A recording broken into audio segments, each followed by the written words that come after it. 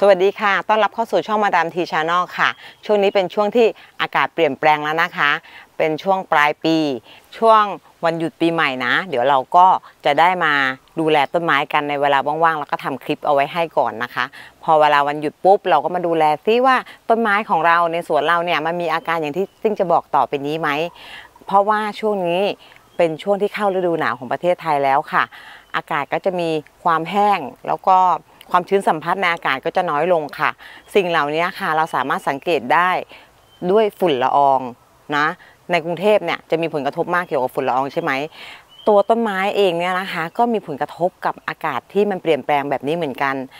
ในเวลาที่อากาศเปลี่ยนแปลงค่ะนอกจากเราจะรู้สึกว่าเหมือนกับขั้นเนื้อขั้นตัวเจ็บป่วยไม่สบายต้นไม้ก็เป็นเหมือนกันค่ะ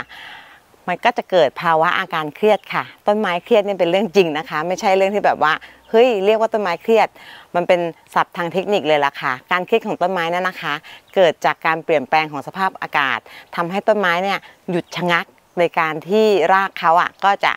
ไม่อยากกินอาหารเหมือนกับเราที่ว่าเรารู้สึกไม่สบายเนื้อไม่สบายตัวเหมือนเราจะเป็นไข้นั่นแหละค่ะอาการเครียดของต้นไม้เป็นอย่างไรคะก็ดูค่ะต้นไม้เนี่ยค่ะเมื่อรากเขาเนี่ยไม่กินอาหารเนี่ยนะคะก็จะทำให้เขาทิ้งใบร่างค่ะเห็นไหมคะต้นนี้ก็คือเจ้าอันเทเรียมวาล็อกโคเอนัมนะคะนี่คืออาการเครียดที่จะเกิดได้กับต้นไม้ในช่วงเวลาที่สภาพอากาศเปลี่ยนแปลงค่ะไม่ว่าจะเปลี่ยนแปลงจากฤดูฝนเป็นฤดูหนาวหรือจากฤดูหนาวเป็นฤดูร้อนค่ะเพราะงั้น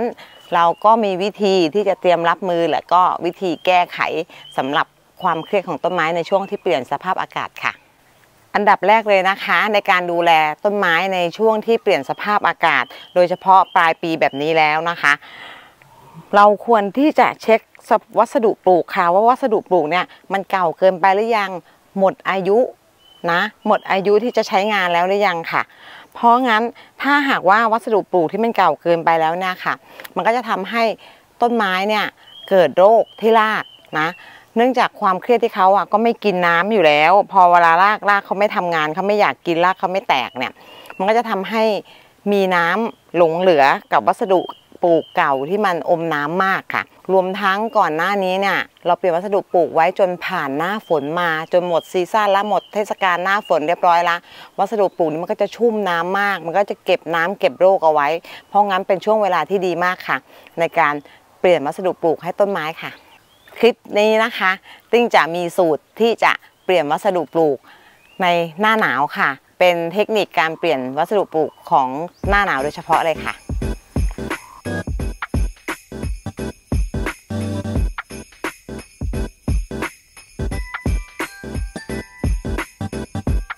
ค่ะสิ่งสำคัญซึ่งถือว่าเป็นหัวใจสำคัญของการดูแลต้นไม้เลยนะคะก็คือการเปลี่ยนวัสดุปลูกค่ะการเปลี่ยนวัสดุปลูกเนี่ยค่ะจะช่วยกระตุ้นรากให้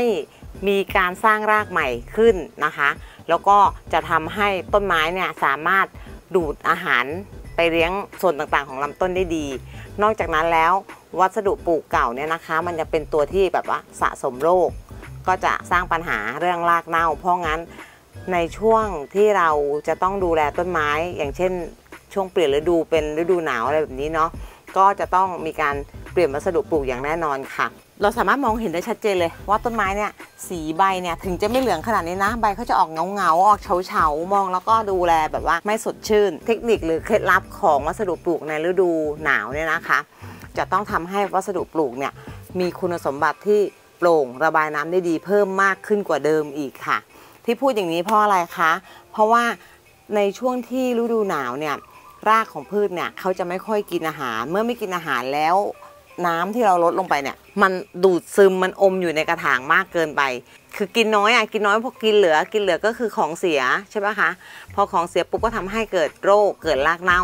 เพราะงั้นเราก็เลือกชนิดของวัสดุปลูกที่มีคุณสมบัติในการที่จะระบายน้ำได้ดีแล้วก็ไม่อมน้ำมากเกินไปค่ะสำหรับอันเทเรียมนะคะอันเทเรียมเนี่ยค่ะเราสามารถใช้อะไรก็ได้ที่มีคุณสมบัติในการระบายน้ำจะเป็นเรื่องน่ากลัวมากนะคะการเปลี่ยนกระถางเนี่ยสำหรับมือใหม่เพราะว่ามือใหม่เนี่ยคือจะแบบว่ากลัวน้องรักขาดสงสารน้องกลัวน้องเจ็บทำให้เบามือค่ะแต่ไม่ต้องถึงกับขนาดที่แบบว่าค่อยๆประดิษฐ์ประดอยเขี่ย เราก็คือเราไม่ได้ขยำเขาแรงๆไม่ได้บีบเขาแรงๆคือใช้ปลายนิ้วมือเนี่ยนะคะสางออกมาส่วนที่ขาดก็คือโอเคมันไม่ได้มากมายค่ะอย่างเงี้ยก็จะมีรากขาดเนี่ยนะคะกับเป็นการดีเพื่อที่ว่าเขาจะได้เกิดการสร้างรากใหม่ก็จะมีจมูกรากใหม่ทำให้ต้นไม้โตขึ้นหลังจากที่เราเปลี่ยนวัสดุปลูกแล้วด้วยซ้ำเพราะงั้นการที่แบบว่าจะมีรากเก่าๆขาดไปบ้างก็คือการสางรากจมูกรากที่มันหมดอายุเสื่อมคุณภาพเนี่ยออกทิ้งบ้างได้แล้วค่ะแล้วก็เอาออกเท่าที่เราจะพอสางได้อะค่ะอันไหนที่มันแบบว่าเหลือเกินไปก็ไม่ต้องเอาออกก็ไม่เป็นไรค่ะเหลือติดไว้สัก10%ก็มันก็ไม่ได้มีปัญหาอะไรละวัสดุปลูกพวกนี้นะคะเป็นวัสดุปลูกที่มันเสื่อมคุณภาพแล้วเนี่ยค่ะใช้มือบีแค่นี้นะติ๊กคือติ๊งปล่อยให้มันแห้งเราก็เลยมองว่ามันยังเป็นชิ้นอยู่แต่ถ้าหากว่ารดน้ำให้ชุ่มเนี่ยคือแบบว่าเป็นฟองน้ำอย่างดีเลยจ้าวัสดุปลูกพวกนี้เราก็เอาไปทิ้งนอกโรงเรือนแต่ถ้าหากว่าใครมีต้นไม้ใหญ่หรือมีต้นไม้ที่เป็นไม้ยืนต้นนะคะเราก็สามารถเอาเขาวัสดุปลูกพวกนี้ค่ะเอาไปทิ้งไว้โคนต้นไม้ใหญ่ที่มันตากแดดหรือว่าเอาไปทำเป็นวัสดุปลูกเพื่อให้มันกลายเป็นดินในที่สุดเขาก็จะผุพังกลายเป็นดินนะคะก็เราหลีกเลี่ยงการที่จะใช้เผานอกจากในกรณีที่เราเจอโรคพืชนะอันนี้คือวัสดุปลูกที่เขาไม่มีโรคพืชติดมานะคะเราสามารถเอาไปใช้กับต้นไม้ยืนต้นที่อยู่กลางแดดกลางแจ้งได้แต่ถ้าว่าต้นไม้ต้นเนี้ยที่เราลื้อมาเนี่ยมันเกิดมีโรคพืชอยู่แล้วเรามาแก้งานเนี่ยค่ะวัสดุปลูกพวกนี้เราก็จะไม่แนะนำให้เอาไปใช้กับต้นไม้อื่นๆเลยเพราะว่ามันก็จะพาโรคพืชโรคแมลงเนี่ยวนเวียนกันอยู่ในบ้านเรานี่เองนะคะเพราะงั้นเลือกเอาอันนี้ยังใช้ได้เดี๋ยวติ้งเอาไปใส่ไว้ในต้นโคนต้นมะม่วงนะเดี๋ยวเขาก็จะกลายเป็นดินในอนาคตค่ะเมื่อเราลื้อวัสดุปลูกเก่าออกเสร็จเรียบร้อยแล้วนะคะทีนี้เราก็มาตัดแต่งใบเหลืองๆแบบนี้ไม่ต้องถามว่าจะทำยังไงให้มันหายตัดออกไปมันก็หายตัดออกซะเรียบร้อยค่ะทีนี้หน้าวัวเนี้ยค่ะติ้งได้ทดลองละติ้งคิดว่ามันเจอส่วนตรงที่มันเหมาะกับหน้าวัวแล้วก็คือเป็นพวกถ่านค่ะเพราะว่าลักษณะโครงสร้างของรากหน้าวัวนะคะเป็นลักษณะกึ่งรากอากาศเนอะเส้นเขาจะอวบใหญ่เพราะงั้นติ้งก็เลยเลือกใช้ตอนนี้นะส่วนใหญ่ถ้าอันไหนที่เปลี่ยนแล้วคือจะเลือกใช้เป็นถ่านแล้วก็เลือกถ่านไม้ไผ่ค่ะติ้งว่าเวิร์กนะถ่านไม้ไผ่เนี่ยคืออย่างที่ติ้งเคยบอกไปในคลิปของวัสดุปลูกนะคะเดี๋ยวติ้งแปะลิงก์ไว้ให้ดูแต่ไม่ได้หมายความว่าถ้าหากว่าเราไม่มีแล้วเราก็จะต้องไปแบบดิ้นรนอะไรมากมายนะเอาแค่เบื้องต้นว่าให้วัสดุปลูกเนี่ยมีคุณสมบัติระบายน้ำได้ดีแต่สำหรับติ้งเนี่ยติ้งสามารถหาได้อันนี้เป็นถ่านไม้ไผ่ที่เป็นเขาเรียกว่าเผาแบบไบโอชาโคก็คือมันจะมีรูพุนมากค่ะสามารถระบายอากาศได้ดีแล้วคุณสมบัติของถ่านก็อย่างที่เคยบอกคือมีความเป็นคาร์บอนก็จะลดเรื่องเชื้อราในวัสดุปลูกในรากของต้นไม้ได้ซึ่งหัวใจสำคัญของการเลี้ยงต้นไม้เนี่ยนะคะถ้าหากว่ารากดีรากแข็งแรงรากไม่มีปัญหาเลี้ยงต้นไม้จะไม่มีปัญหาเลยมันจะง่ายในการดูแลในส่วนอื่นๆต่อไปนะคะคือตัดปัญหาไปได้เยอะถ้าหากว่ารากแข็งแรงปุ๊บต้นไม้ก็จะโตได้ง่ายขึ้นละอันนี้ไม่ได้รับจ้างรีวิวนะคะแต่ว่าเอ็นดูน้องเอ็นดูก็คือน้องเคค่ะเป็นฐานโอเคน้องก็น่ารักหาตังเรียนปโทค่ะก็ช่วยอุดหนุนน้องหน่อยคือถ้ารับจ้างรีวิวก็แม่ขอมะม่วงน้ำปลาหวานได้ไหม อันนี้แอบนิดนึงโอเคค่ะเดี๋ยวเรามาเปลี่ยนถ่านเปลี่ยนวัสดุปลูกด้วยการใช้ถ่านค่ะลองก้นด้านล่างนิดหน่อย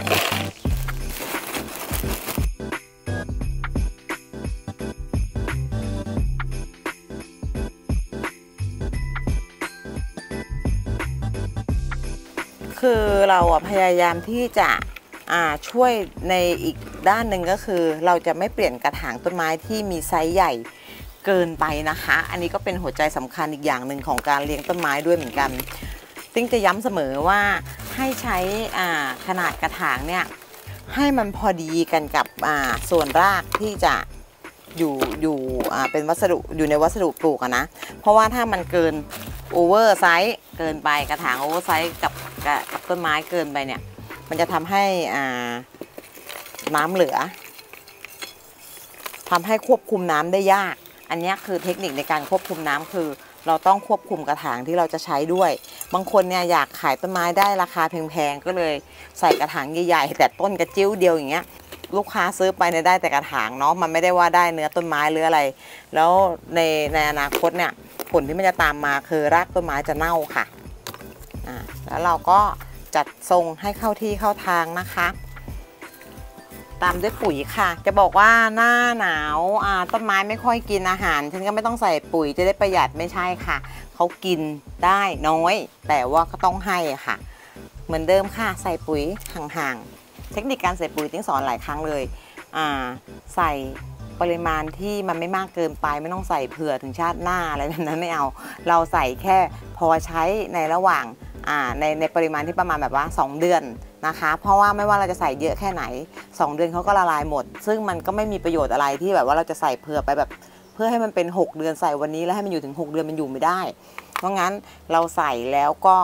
ใส่น้อยๆให้มันพอดีแล้วก็ใส่ให้บ่อยขึ้นค่ะการได้รับปุ๋ยหรือการละลายของปุ๋ยมันก็จะสม่ำเสมอต้นไม้ก็จะโตอย่างสม่ำเสมอสมูทราบรื่นไปได้เรื่อยๆเลยค่ะทีนี้เทคนิคที่สำคัญของการปลูกต้นไม้หรือเปลี่ยนวัสดุปลูกในฤดูหนาวนะคะอันนี้เป็นเรื่องที่จำเป็นเลยค่ะติ้งเลือกที่จะใช้สเฟกนัมมอสเพื่อที่จะปิดหน้าวัสดุปลูกเนื่องจากว่าเมื่อต้นไม้ต้องการความแห้งในกระถางไม่ใช่ความแห้งต้องการการระบายน้ำได้ดีก็จริงแต่ในขณะเดียวกันก็ต้องการความชื้นด้วยซึ่งมันฟังเราดูแล้วมันย้อนแย้งกันไหมคะมันย้อนแย้งกันก็จริงค่ะแต่ว่ามันต้องทำด้วยเหตุผลที่ว่าเราลองสังเกตดูติ้งเชื่อในสิ่งที่มันเป็นเหตุเป็นผลกันเนาะเราลองสังเกตดูว่าเราจะเห็นต้นไม้ผลัดใบก็คือใบไม้มันก็จะร่วงลงมาทับที่หน้าดินใช่ไหมคะเราเห็นตามท้องถนนเนี่ยหน้าเนี้ยต้นไม้มันจะใบเขาจะค่อนข้างร่วงเยอะมาคุมที่หน้าดินเพื่ออะไรคะเพื่อที่ว่าเขาจะลดการคายน้ำด้านบนในขณะเดียวกันใบไม้ที่ร่วงลงมาทับถมบนหน้าดินเนี่ยค่ะเขาก็จะช่วยรักษาความชื้นในดินในช่วงฤดูแล้งถูกไหมเพราะงั้นเราก็ใช้วิธีการเรียนแบบธรรมชาติโดยการที่เราจะต้องเสียตังค์เขาค่ะคราวนี้ต้องลงทุนนิดนึงเนาะก็เอาสเฟกนัมมอสเนี่ยค่ะมาปิดตัวสเฟกนัมมอสค่ะติ้งเคยบอกว่าเขามีคุณสมบัติในการที่อุ้มน้ำได้ดีนะคะแล้วก็รักษาความชื้นได้ดีเพราะงั้นเทคนิคนี้ก็คือทำให้ด้านล่างโป่งและทำให้ด้านบนอุ้มน้ำได้ดีเก็บความชื้นได้ค่ะแล้วก็สามารถระเหยไอน้ำนะคะที่เปียกอยู่บนสเฟกนัมมอสนะคะทำให้ต้นไม้เนี่ยมีความชื้นในอากาศรอบๆตัวเขาเพิ่มขึ้นค่ะอันนี้เป็นหัวใจสำคัญของการเปลี่ยนวัสดุปลูกค่ะอันนี้คือวัสดุปลูกของหน้าวัวนะคะอันนี้เป็นความชอบของเราเองเนาะแต่ละคนเนี่ยถ้าหากว่าอยากใส่อะไรก็ใส่แต่ว่าให้ยึดหลักเอาไว้ว่าให้เป็นวัสดุปลูกที่มีคุณสมบัติในการระบายน้ำได้ดีไว้ก่อนค่ะอันนี้แอบเอามาอวดกันนะคะว่าเป็นอันเทอเรียมที่ติ้งเราได้ลองทดลองปลูกเป็นชุดแรกๆกับการที่เราจะใช้ถ่านค่ะเพราะว่าก่อนหน้านี้เจ้าน้องคนนี้สักประมาณช่วงหน้าฝนนะทำท่าจะตายเพราะว่ารากเน่าติ้งก็เลยไม่รู้จะช่วยยังไงแล้วเว้ยเอาใส่ถ่านให้มันโล่งๆแล้วกันก็ใส่ถ่านแล้วก็นี่เพิ่งจะเปลี่ยนเครื่องปลูกนี่เพิ่งจะเปลี่ยนเครื่องปลูกนี่เอามาอวดอันนี้เป็นกระถางเก่าเห็นไหมคะบล็อกยังเป็นบล็อกอยู่เลยอันนี้คือถ่าน100%เลยซึ่งมันก็เป็นเรื่องที่พิสูจน์ได้ว่าเจ้าไม้ตระกูลนี้ค่ะเขาไม่ได้ชอบวัสดุปลูกที่มันแน่น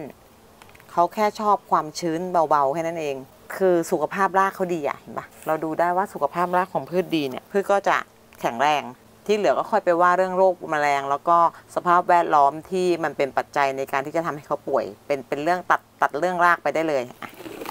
ต่อมาก็คือเป็นเจ้าฟิโลเดนดอนแพทริเซียนะคะเห็นไหมคะอย่างที่ติ้งบอกว่าเวลาอากาศเปลี่ยนเราจะดูได้เราจะเชื่อได้ยังไงว่าต้นไม้กินหรือไม่กินต้นไม้สบายดีไหมดูลักษณะใบล่างค่ะใบล่างเขาจะแรงเงาเฉาเริ่มเปลี่ยนสีมันจะตุ่นมันไม่ใบมันไม่มันไม่เงาเนี่ยนะคะก็บ่งบอกอาการแล้วว่าต้นไม้เริ่มที่จะไม่ค่อยได้กินอาหารละขาดอาหารละรากมีปัญหาหรือว่ารากเครียดละค่ะมาเปลี่ยนวัสดุปลูกกันฟิโลกับอันเทอเรียมคาร์ติ้งแยกใช้วัสดุปลูกที่มันจะต่างกันนิดนึงตรงที่ว่า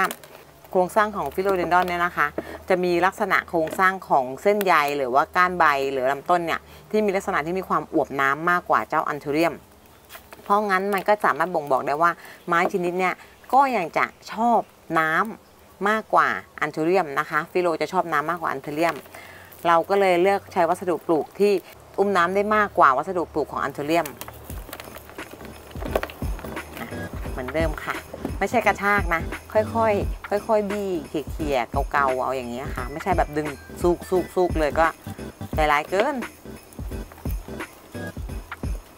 ทีนี้วัสดุปลูกของฟิโล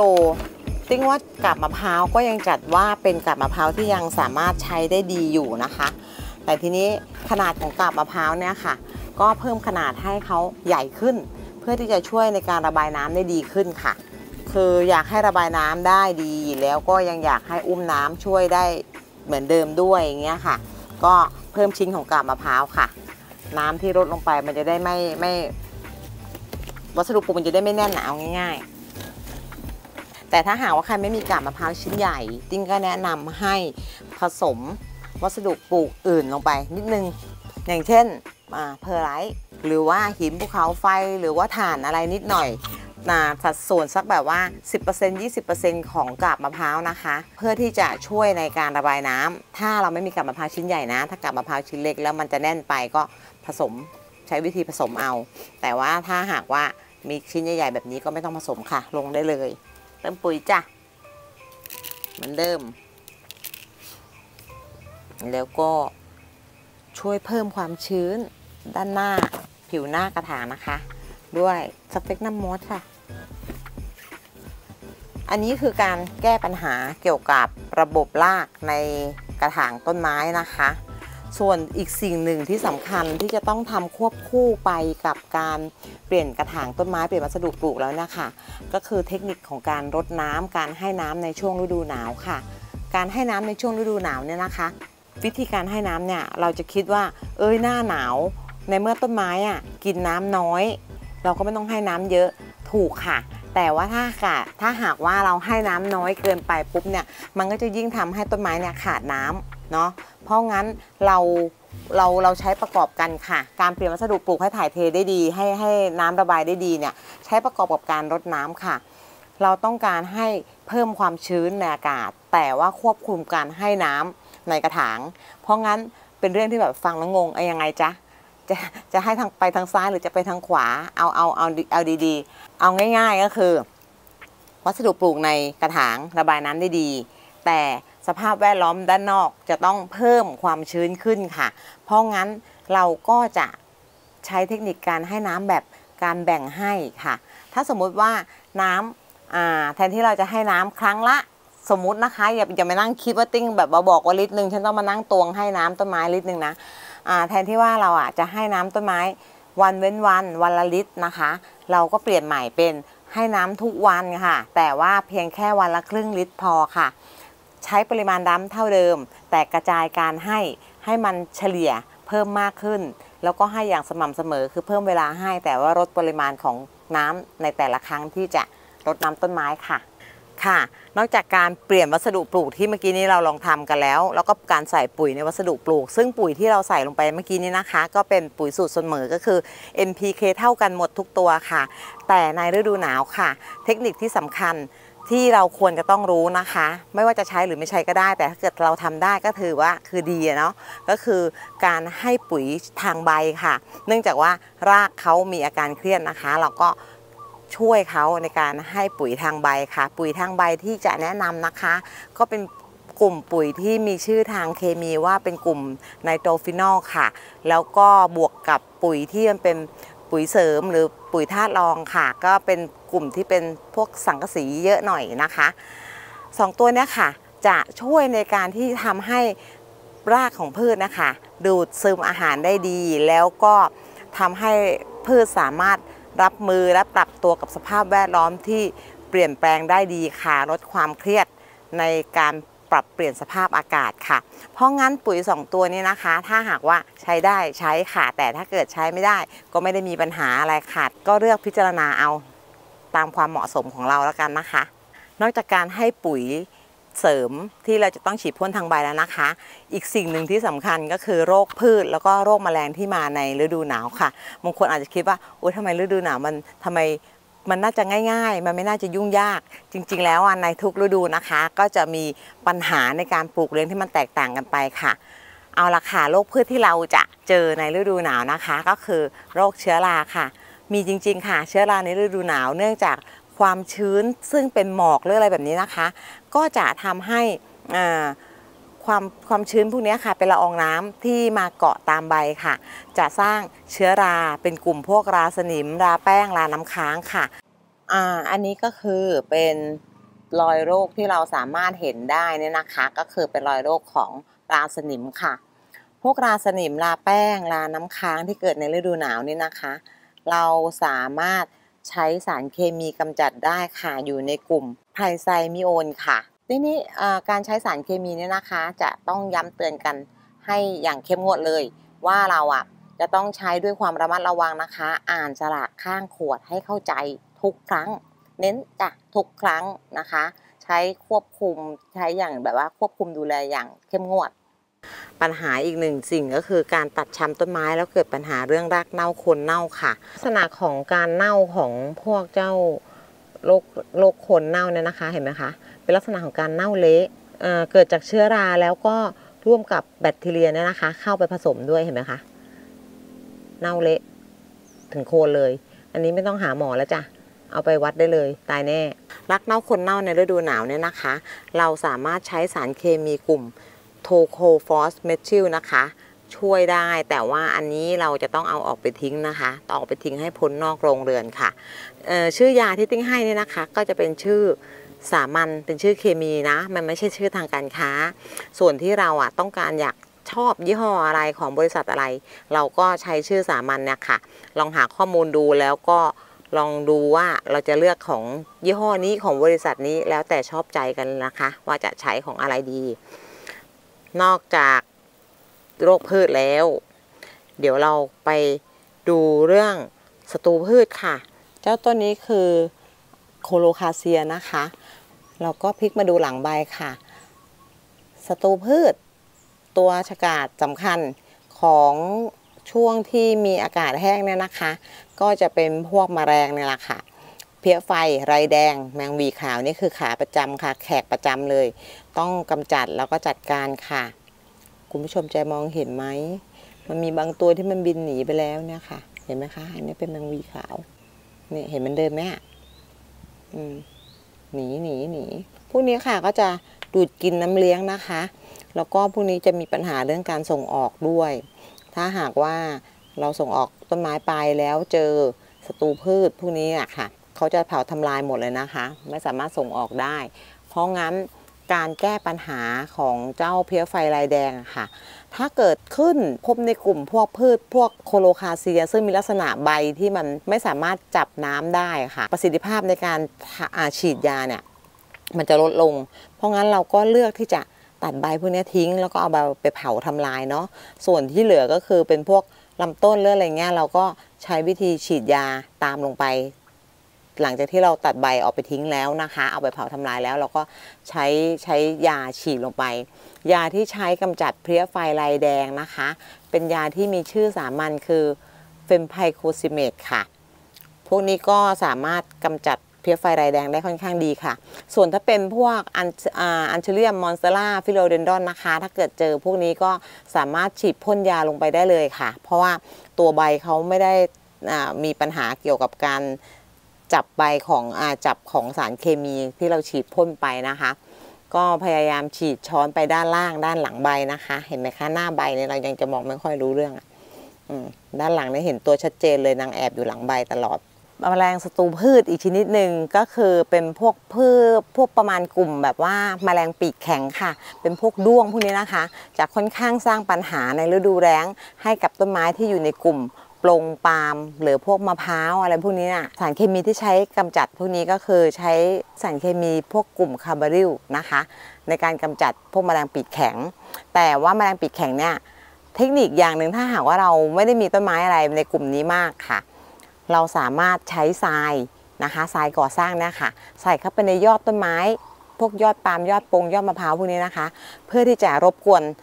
เขาไม่ให้เขาเข้ามาอยู่อาศัยเพราะว่าเจ้าเม็ดทรายพวกนี้ค่ะก็จะเข้าไปอยู่ในปีกของเจ้าแมลงพอเข้าไปอยู่ในปีกของเจ้าแมลงแล้วน่ะแมลงไม่สามารถหุบปีกได้เขาก็จะบินหนีไปค่ะเพราะงั้นตรงเนี้ยฉันไม่อยากอยู่ฉันไม่ชอบอยู่เธอมากวนฉันก็จะไปเองถ้าหากว่ามีพืชพวกนี้จำนวนน้อยๆหรือเจอปริมาณของเจ้าแมลงที่มารบกวนไม่มากนักนะคะก็เลือกใช้วิธีการแบบธรรมชาติกำจัดไล่ไปไม่ให้เขาอยากอยู่แล้วกันนะคะโอเควันนี้หมดเวลาแล้วนะคะเอามาพอเป็นน้ำจิ้มค่ะแล้วก็เดี๋ยวจะลองหาเวลามาทำคลิปอีกหาเวลาอีกแล้วคือน้องเรียนเยอะมากค่ะขอบคุณทุกคนที่รอคอยนะคะหวังว่าคลิปของติ้งในคลิปนี้จะมีประโยชน์กับทุกคนนะคะขอบคุณค่ะแล้วเจอกันค่ะสวัสดีค่ะ